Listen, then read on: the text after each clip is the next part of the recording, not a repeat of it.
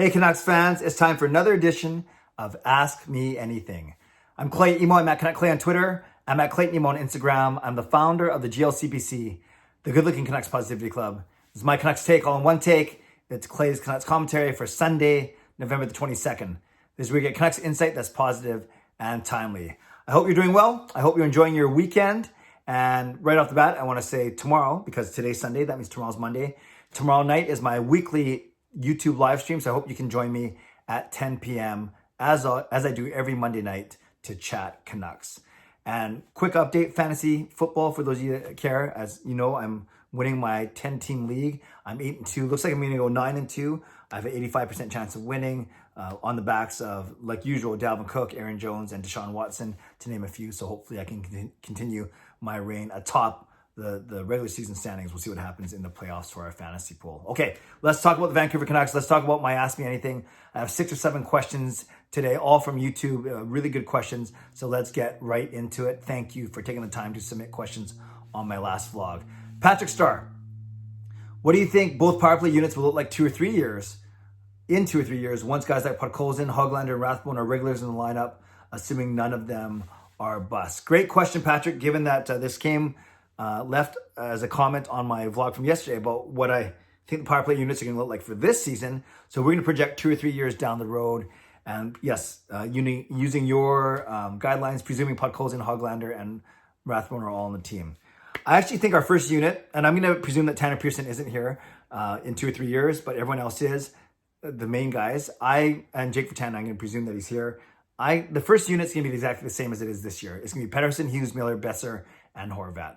The second unit, I could see a second unit of Nate Schmidt on the back end, and then Adam Gaudette, you need a center. And then I could see Vertanen, Podkolzin, and Hoglander. That would be a lot of fun to me. That would actually be a cool unit to see, a very direct, young, feisty unit, and I could see that. So I don't think Rathbone unseats Quinn Hughes or Nate Schmidt as one of the 2 rear guards for the Blue Liners. So my second unit would indeed be Nate Schmidt, Adam Gaudette, Jake Vertanen, Vasily Podkolzin, and Niels Hoglander. Let's go with that for 2 or 3 years down the road, but we'll see. I could definitely see Podkolzin getting some power play time right away on the second unit once he makes the team. Eli says this: if you could lose a contract from this team, but not Louis, nice try, and either trade for or sign a non-all-star level player, i.e. never played an all-star team, from another team to play with the current roster, who would each player be and why? Don't focus too much on cap, but talk more about roster fit and attainability. Okay. A lot of conditions there, but that's a well thought out question, Eli.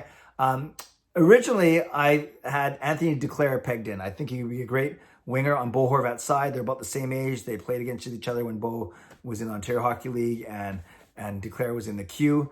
And then I realized that Duclair was an all-star this season, 2020, for the Ottawa Senators. So I went with my next pick, and that would be Sami Vatanen. On defense, despite a pretty good career and having some good playoff runs, especially, he never has been an NHL All-Star. He made $4.875 million last year, but he's still a UFA, so he's going to make nothing close to that. And I do think that we could slot him in on our right side, make for a good right side behind Schmidt and Myers. And then if we can get him for $1 or $1.5 million, that's basically your Troy Stecher replacement, even $1.5 to $2 million. And then he would just make our top 6, our D-men, that much stronger.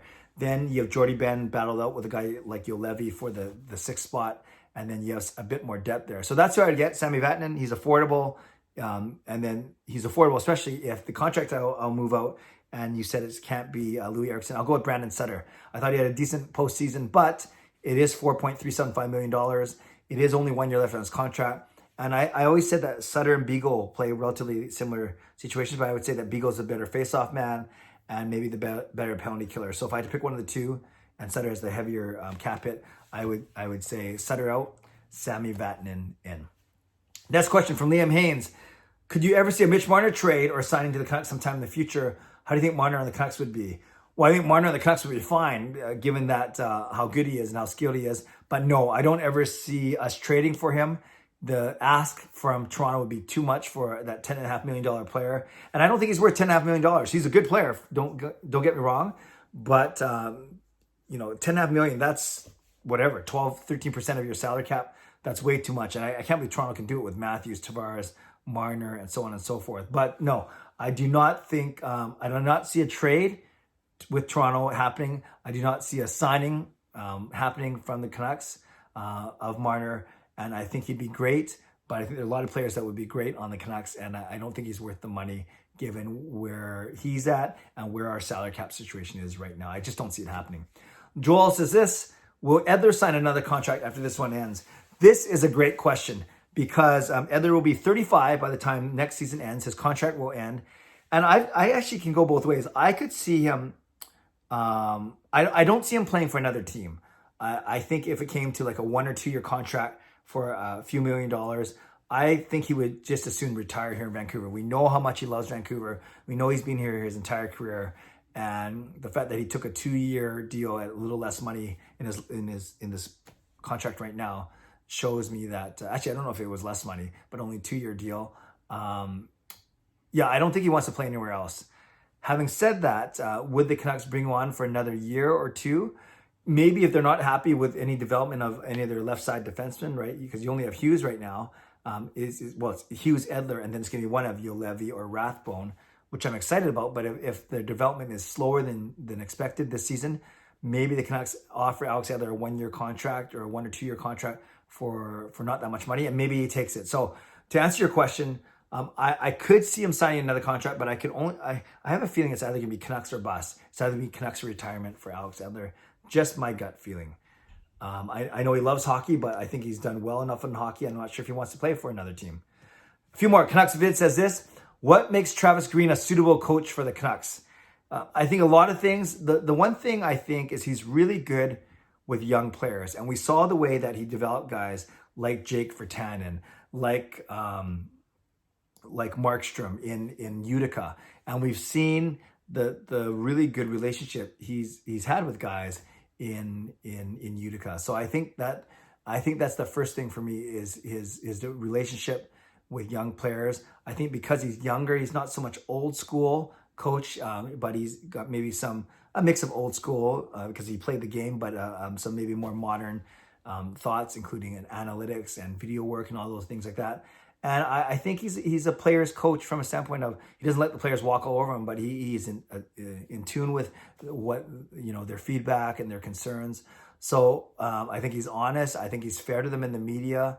I think he stands up for them. So all those reasons, but I think those are all really good reasons why I think Green is suitable. But I think he's most suitable because he's good working with younger players. And you look at our team, the basis of our team is younger players: Pettersson, Hughes, Horvat, Besser, Demko, Gaudette, Virtanen. So and now Podkolzin, Hoglander, Rathbone, Juolevi, all those guys coming up. So I think Travis Green is an indeed suitable coach, and I expect the Canucks to lock him up to a contract soon. Brady Hutchinson says this: do you think Hoglander is NHL ready?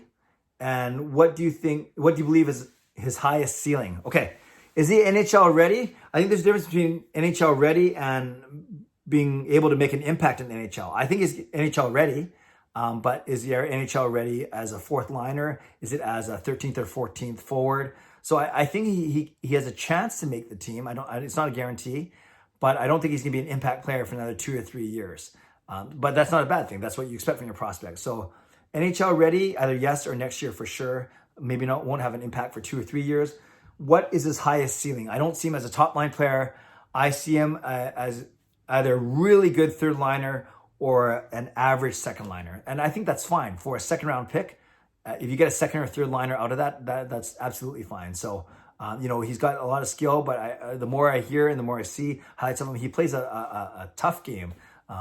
And so you kind of get wowed by his skill and the way he does. He's got really great hands and everything, but he's a gamer. He tries really hard and he's hard to play against. So I could see him, his highest ceiling as an effective second liner. And I think that's awesome.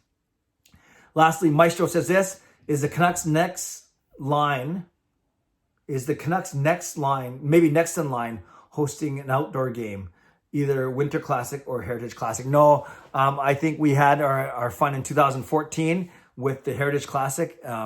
And once these outdoor games get going again, I think there are many other markets and many other places where it makes sense. And our outdoor game wasn't even an outdoor game. As you know, it was it was in a covered BC place. So I think they'll get one eventually, but I don't think it's going to be anytime soon because we have hosted one in the last decade, just 6 years ago in 2014. Okay, thanks everyone. I really appreciate the questions, and I hope you appreciate my answers. Leave a comment below if you want to react to any of my answers. And yeah, thank you for taking the time to watch this and to send those in. And don't forget to join me tomorrow night for my live stream on YouTube at 10 p.m. In the meantime, subscribe if you like to, like this video if you like to. Stay safe, stay healthy, take care of yourselves, and take care of each other. God bless, and go Canucks go.